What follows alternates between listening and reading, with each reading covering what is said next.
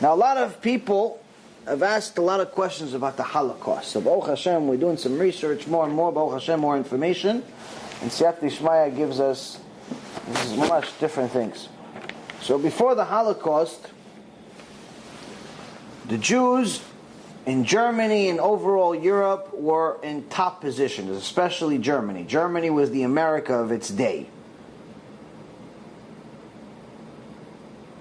And the Jews in Germany got to a point where they considered themselves German, not Jews. To such an extent that the Jews in Germany, according to a recent statistics that I looked at, also from this movie called Nazi Collaborators, he mentions it in the movie, plus a few other statistics that I saw online, in some parts of Germany, not only was there 80% assimilation in Germany specifically, but the ones that assimilated actually converted to Christianity and Catholicism. They didn't just assimilate like the guy had a Christian girlfriend and she stayed Christian, he stayed Jewish. No, he actually went through a conversion process. Like they do now in Israel. But this wasn't the beginning. This wasn't the beginning. This was something that started well before Germany. In the book, To Remain a Jew, I got as a present from one of my students, Albert from California. May Hashem bless him. It's a fantastic book called To Remain a Jew. To Remain a Jew. It's by one of Gdolei Ador, Rabbi Yitzchak Zilber. To remain a Jew. To remain a Jew. And he was there during the Holocaust. Pictures and tells what happened. And he asked, how did you not just remain a Jew, remain a ultra Orthodox Jew, like the best of the best. And he writes a whole book about it. And he tells about the story that no one wants to hear. What was Judaism like in those days? She says that there is a Jewish section, Yevsektsiya, was a general name for the Jewish organization of the RCP, which is a revolutionary communist party of Bolsheviks. After the revolution, the communists created a national section within the party that was supposed to implement the communist ideology among their own. In other words, to convince people to build socialism in their native language. Members of Yevsektsiya mercilessly fought the remnants of the past, their own parents' faith. Now, who is he talking about? Is he talking about the Russians? Is he talking about the Germans? Is he talking about the Christians and the Catholics? No. He's talking about the Jews. The Jews that were communists, that became worse than all the Nazis. They closed synagogues and mikvehs and forbade kosher slaughter of animals, and those who taught Torah were put in jail.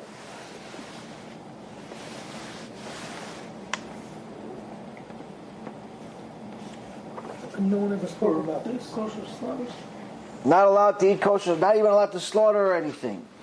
Continues. He says, Germany is Amalek. Germany is Amalek. We learn this from Gemara Masechet Megillah, page 6b.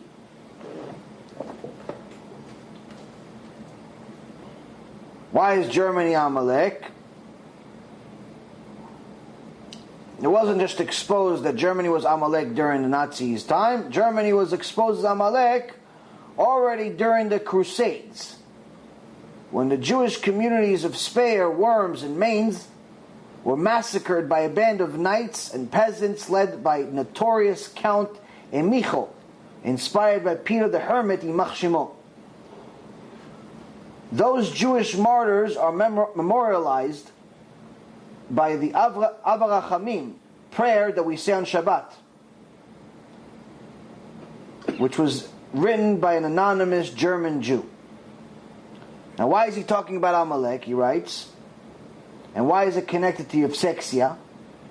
He says, because Yevsektsiya, these Jews he's talking about, which closed the synagogues, executed, killed rabbis, forced Jews to work on Shabbat, undoubtedly also Amalek.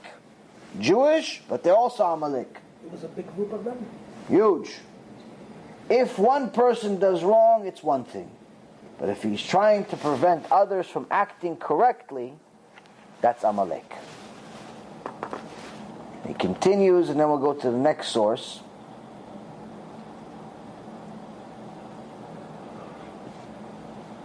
Sounds like the Jews back then were worse than the Jews today. The father of scientific communism, Karl Marx, was the son of Jewish parents. The guy that pretty much was the main guy behind communism, which is anti-religion, anti-Judaism, anti-Torah, was a Jew. But his parents were baptized when he was 3 years old. And this false messiah, this guy that everyone thought was a big deal, this Karl Marx, succeeded in drawing many followers. Many of them belonged to the type of people about whom the Engels used to write, a Jew is a revolutionary by his very nature. He is brought up on the ideals of prophets about the equality and brotherhood of all people. A substantial percentage of the members of the communist parties of all the countries in the world are Jewish. Jews were the avant-garde of the Russian Revolution and were the fiercest enemies of the religion and their fathers for a half a century. This is well before Nazi Germany. How many years? 200? Over the last 200 years. They bear the blame for the mass assimilations of Soviet Jews. With their assistants, Lenin and Stalin destroyed our ancient culture. They harassed brothers who learned Torah and Hebrew language. We remember well their own faith, the former members of the party, the executioners, revolutionaries of Jewish origin. Almost all of them died in the same cells that they had sent their brothers who stayed true to their God and their own people. Most of the small percentage of survivors regretted their past. Many upon their release repented and returned to Judaism. So here he's telling you the biggest problem, the Amalek, that no one really wants to acknowledge, was Jewish people. Now I've heard some of this before, but now I had some new stuff. The good stuff. This movie called Nazi Collaborators. You can get it for free on YouTube or other places. Nazi collaborators, the Jews that fought for Hitler. Meaning Jewish people that were in Hitler's army. Now there were many, many Jews that were either not 100% Jewish, meaning they only had one parent that was Jewish, or they had 3 grandparents that were Jewish and 1 non-Jewish. So the Nazis called them Mischlingers. What's Mischlinger mean? Called them mutts, like a dog. Very, very insulting word. So obviously we already knew ahead of time the Nazis didn't care for the Jews, whether they were full Jewish or not full Jewish. But these Mischlingers were very, very secular and very, very patriotic. They loved Germany, even though Germany hated them. Even though Hitler already wrote a book, before he became number one, he wrote a book talking about what he plans to do to the Jews and how much he hates them. No one took his word. Nah, he doesn't really mean it. He's not going to do it. He's such a good speaker. So what do? They put him in power. These Jews. They put him in power. They voted for him. They ran the country. They funded it. These Jews wanted 6 million Jews to die. These Jews ended up working for him. They fought for him. The historian Dr. Brian Rigg puts this thing together, and he talks about all of these German Jews who supported and fought for Hitler. Meaning they were on his army, they ran his government, they ran the concentration camps. They killed their brothers and sisters.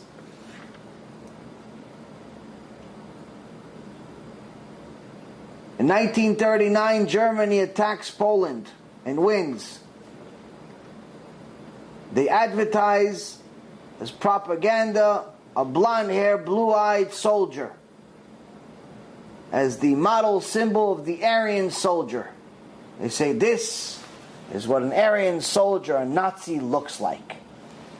The Nazis get embarrassed later on when they find out that this Aryan soldier is actually named Goldberger. He was a Jew. Phil Marshall Milch, one of the Nazi leaders, one of the head people. His father was Jewish. But because he was such a high place in the Nazi army, he says, I'm going to decide who's Jewish and who's not. So he had his mom write an affidavit, a letter, saying that no, his father is not really the father that you think. Really, his real father and the father of all 6 of my kids is my lover, who is my uncle, who died. And he was a Nazi Aryan like you. Denied his own Judaism and continued killing Jews. Yimach Shimo, he only went to jail for 7 years after World War II. Edgar Jacobi, full-blown Jew, mother and father Jewish. He was actually a former Hollywood producer, movie producer. Patriot of Germany, decided to come, falsify his identity, and he fought for the Nazis in their army. He went out of his way to fight the Jews. He went and he fought the war against France and beat France in May of 1941. But then when they found out